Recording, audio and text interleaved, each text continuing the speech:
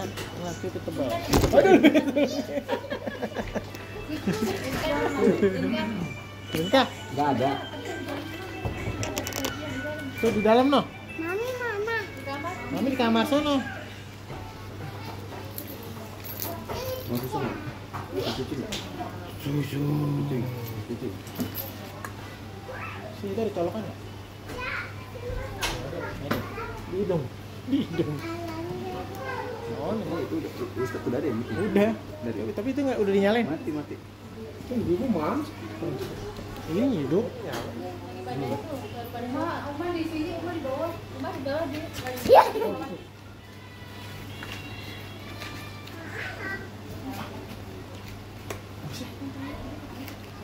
Bismillah mau ke sono. Saudara. Mau nikah nih? Dah. Apa udah mau ngerekam? Udah di kong gitu. Ini udah. Udah, Ustaz. Cukup Ustaz. Yaudah kita tutup dengan doa. Kita udah dokap terus majelis.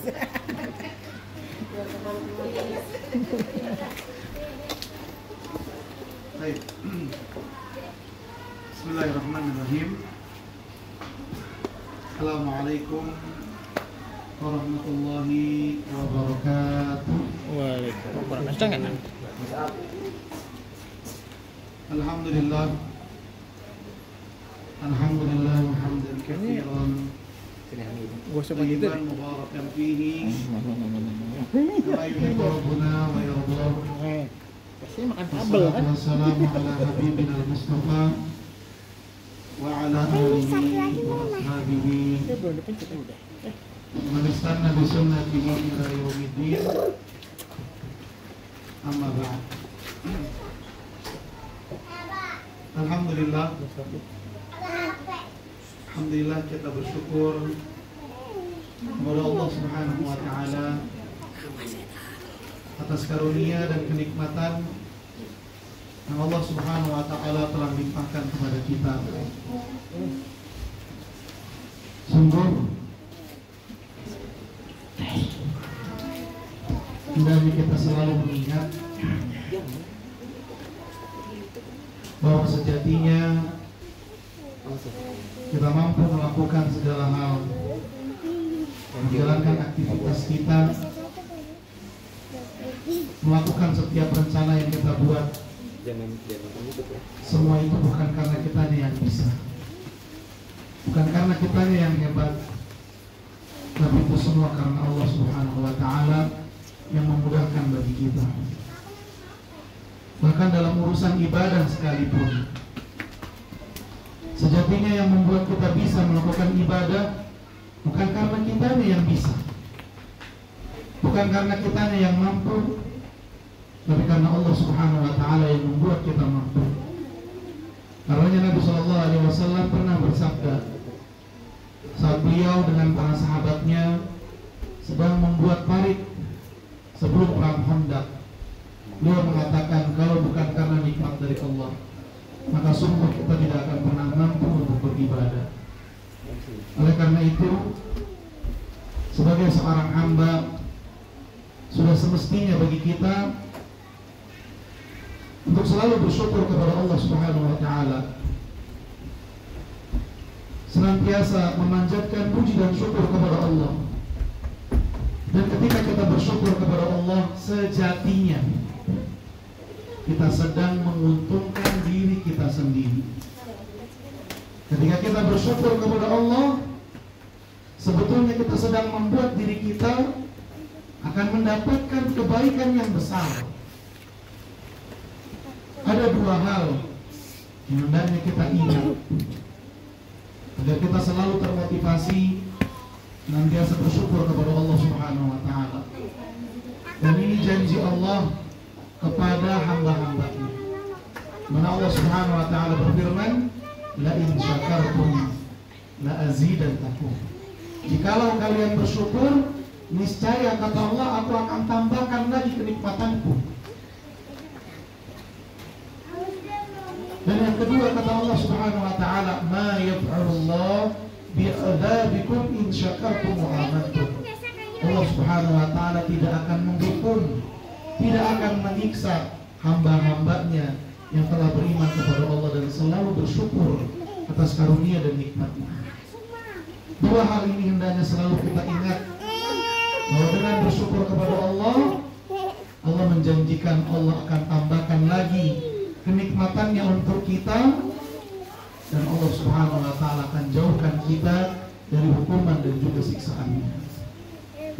Dan marilah kita juga memperbanyak bacaan sholawat kepada junjungan kita Nabi yang mulia, Nabi Muhammad Sallallahu Alaihi Wasallam, juga kepada keluarganya, para sahabatnya, dan kepada orang-orang yang selalu setia untuk mengikuti jejak sunnahnya hingga hari kiamat. Semoga Allah mudahkan kita dan takdirkan kita untuk bisa terus istiqamah dalam mengikuti sunnah Nabi Sallallahu Alaihi Wasallam hingga akhir hayat kita. Alhamdulillah, pada kesempatan malam hari ini di acara apa Bi namanya Bi? Rihlah. Apa? Rihlah. Nah, acara rihlah. Kita berharap Allah Subhanahu wa Ta'ala limpahkan keberkahan untuk kita semua.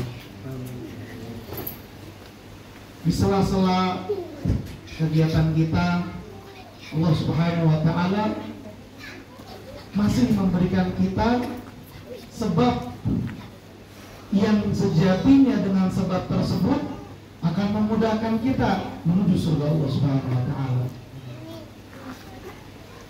Tanpa kita rasa,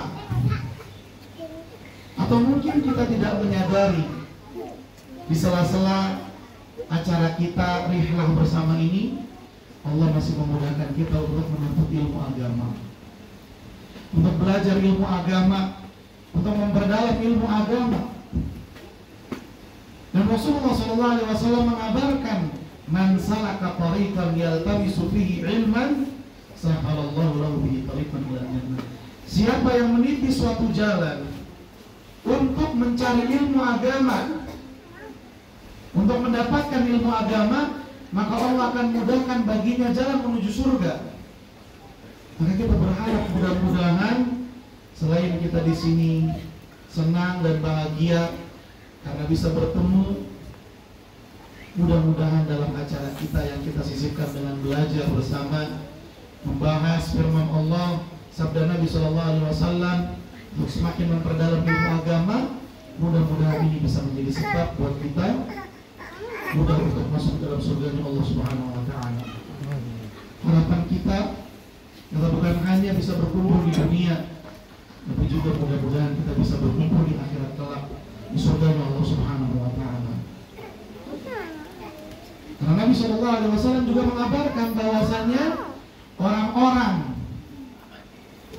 yang berteman, yang bersahabat karena Allah Subhanahu wa Ta'ala, nanti di antara keutamaannya adalah mereka akan saling mencari. Ketika mereka masuk surga karena karunia Allah Subhanahu wa Ta'ala, dan ternyata di surga dia tidak menemukan teman yang dulu selalu bersama dirinya, mengingatkan dia untuk selalu dekat kepada Allah, dia akan bertanya kepada Allah, ya Allah, mana fulan? Karena dialah teman saya yang selalu mengingatkan saya untuk selalu taat kepadamu.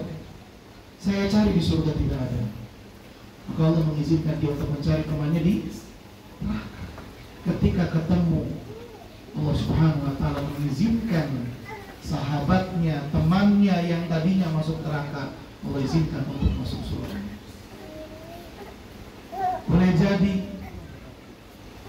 nanti mungkin Pak Haji duluan yang masuk surga. Kalau Pak Haji nggak ketemu sama anak, tolong cari anak. Iya Ustaz, insyaallah. Anak titip. Harapannya memang kita semua bisa masuk surga tanpa hisab dan tanpa azab. Dan itu semua sangat mungkin bisa kita dapatkan apabila kita bisa menjaga ketakwaan kepada Allah Subhanahu wa Ta'ala. Insyaallah pada kesempatan kali ini kita coba sama-sama membahas tentang bagaimana cara membangun surga di dalam rumah tangga. Sebelum kita mulai, coba nih tanya dulu, Dulu waktu nikah tujuannya apa? Tapi sesepuh. Kameramen. Punya banyak anak, stop. Perbanyak umat Rasul. Masya Allah, barakallah. Kalau ibu-ibu biasanya malu. Baik, Al-Imam Sufyan Ats-Tsauri beliau mengatakan, siapa yang tujuan menikahnya untuk mencari kemuliaan, Allah akan uji dia dengan kehinaan. Dan siapa yang tujuan menikahnya untuk mendapatkan harta yang banyak, justru Allah akan uji dia dengan kemiskinan. Tapi siapa yang tujuan menikahnya karena agama, Allah akan berikan dia kemuliaan, Allah akan berikan dia harta, dan Allah akan jaga agama.